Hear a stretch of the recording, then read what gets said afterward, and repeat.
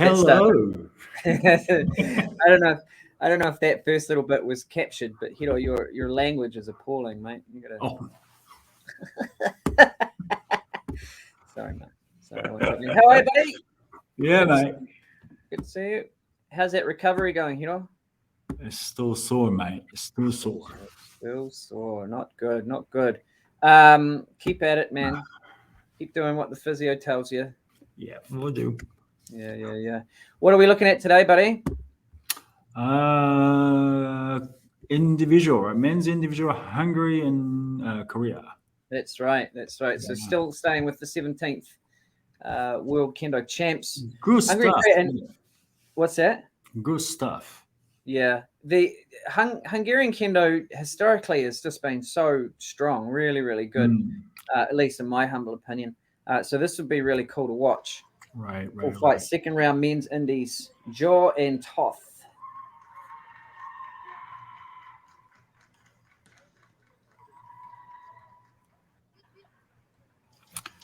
Oh, for me, like the first couple of that first strike against an opponent with an opponent, and you realize how sharp they are or aren't.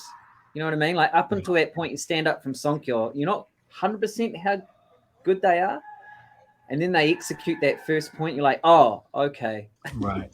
I have to bring my A game. I'm sure that's what it's like when you fight, a Korean player or a Japanese player. You just don't want to let that first one get through away. Right.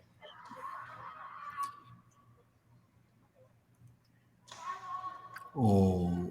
They're quick around those angles, man.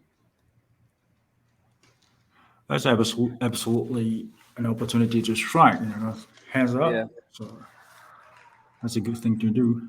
Yeah, absolutely.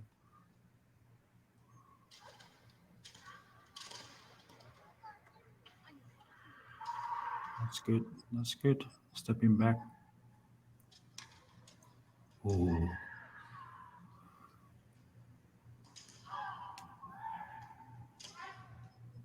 So you can tell there's a clear difference in that sharpness of the strike, and I remember talking about this once before on another video. I think when we were watching Hoshiko from in the Japanese sample position.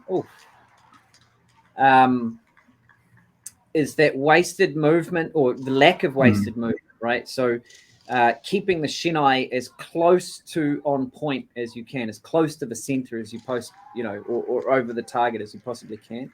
And you see that with, the likes of the Korean players. It's so quick from going from this point to that point because there's not much sort of sway in the Kensen off the body, off the body line. I think that makes such a big difference when you can just keep it on the person, and not let it sort of drift off past that body line, This area, yeah. Yeah. This area. That's why kirikashi is important. Yeah, right. Yeah, for sure, man.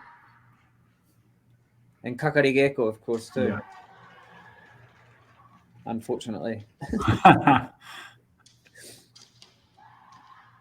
A little bit slow. What do you think the Korean player's thinking here? Like, I mean, there is a bit of a level difference. I think that's fair to say.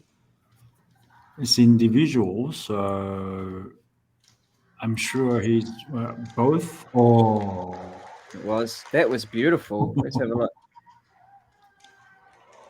Wow, look how he gets into that distance here, man. I'll just slow this down a little bit. Like he's not all the way back.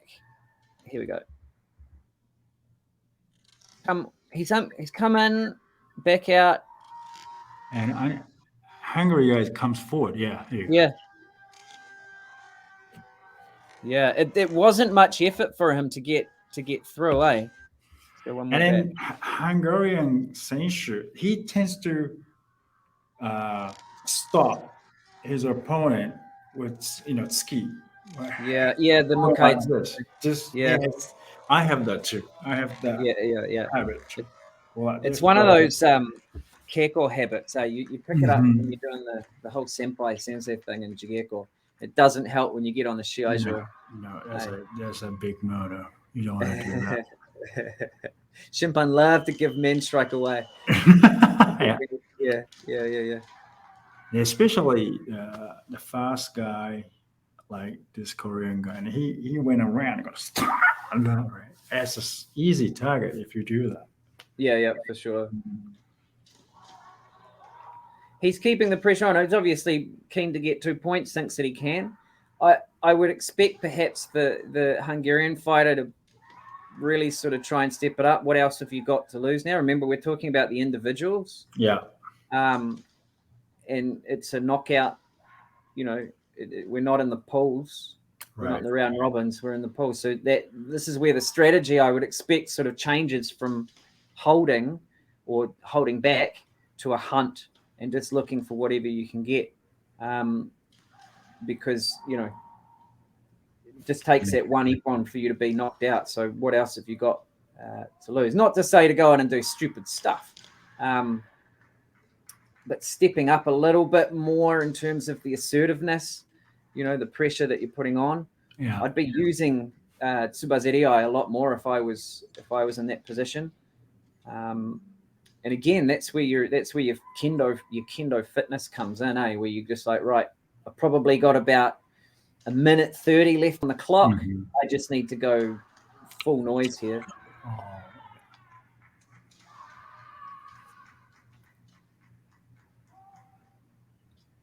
That's dangerous. Yeah. See, that's stopping right there. I think, I feel that's a wasted opportunity. For me, that's sort of a push and a hikiwaza, just to keep the pressure on. I mean, again, like I say, what else is there to lose and everything to go on ippon to gain? This here, right here, is a wasted opportunity, I feel. You know what I mean? Yeah. But at the same time, probably a Hungarian guy doesn't have, anything to strike there. Possibly, yeah. I don't see his hikiwaza at all. No, and that's the thing. We're talking about the opportunities, taking the opportunities as required. When you're one down, you're in a straight knockout in the Kojin-sen, like I said, what else is there to lose? You might be right. The opportunities from the Korean player aren't going to be that many. He's not going to give, he's not going to stand there waiting for you to hit him. But, you can see it. I remember seeing this in some of the American fights, but not limited to the Americans either. But using that sort of kuzushi, you're in that Tsubazeriai position, shoving the person off to the side and then coming around the other side, or pressure down here for a moment just across the side of the head or something like that before you get hansoku, pushing there. The natural thing to do. I remember getting an ippon myself doing that. I can't remember who I was fighting, but it's a case of in the Tsubazeriai giving them a good solid shove across the domune, or maybe even just a little bit higher across. Nothing too dangerous, but just that little pop, little short, sharp. I'll say a punch or a push, and then coming around the other side as the person reacts. And like you said, there wasn't much in the way of hikiwaza from the Hungarian there. Right. What opportunities might be left on the he's table? Not really good at that, so probably he didn't want to do it. Yeah. That's why he wants to. Okay, let's break. Okay, go away. And come back to their style. Yeah. It's an interesting sort of thing to unpack there, perhaps on another day, in terms of what we do outside of Japan. Let's say, let's use that comparison. I don't like to always go back to that, but just as a comparison, and this idea, and it was mentioned in some of the comments that we had from some of our other videos, this idea of beautiful kendo, aesthetically pleasing kendo, where you line up from your churan or isoki tonomai and you come in and you do that beautiful menuchi that we all aspire to, versus, in comparison, the Shiai who do what they need to do to take an ippon, and whether that's a little shove here or if it's, getting a little bit lower and underneath for a debana kote. It doesn't look lovely. You probably wouldn't want to do it in a grading and expect to pass. But in Ippon's an Ippon, we're talking about competition. And so there's this idea, perhaps beautiful, correct Kendo versus Shiai Kendo. And, you know, the idea that ideally they should be the same. But at the same time, you know, what is required when you're on the Shiai at the World Champs? You know, what do you want to be doing here? Do you want to be showing beautiful Kendo, or do you want to be winning Ippon so that you can showcase your Kendo, your nation's Kendo in that light, you know?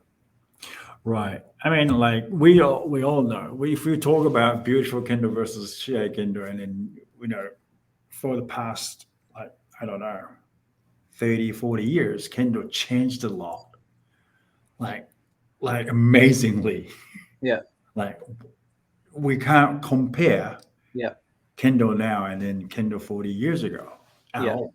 So it's, you know, different generations, different time with different requirements. So I like that evolution though. Like I like that, you know, especially in competitions like the European champs and the world champs and a few other circuits that you've got in Asia. You know, the more cross-pollination you have, the more that forces people to try different things and break out of that Japanese idea of what, you know, what Japanese Kendo should be, you know, what beautiful Kendo is or whatever, where we have to really try new stuff, new waza, new timing. I won't go as far as saying new kamai. We don't necessarily want to see wakigamai at the World Champs, but you know, beat the crap out of others from Wakigama, and then it works by all means. It works. But yeah, I think that's really important to sort of see that evolution coming through. It might be something cool actually, Hiro, for a future video where we see if we can find a clip of some Kendo from a few decades ago. Sort of have an unpack of that. Yeah, hey, thanks very much. Thank you to Kendo. What's that? If you have videos like that, let us know. Yeah. Let us know. Know. Absolutely. Thank you to Kendo World for letting us use their stuff. As always, pop over and see them. Give them some love. Also, while you're here, give us some love. Here's my little like, share, subscribe. Love that. Sign up for our webinar and let us know what you want to say. Oh, Hiro, don't lift that arm. I can't make a heart. All right, buddy. See you next time. Cheers, bro.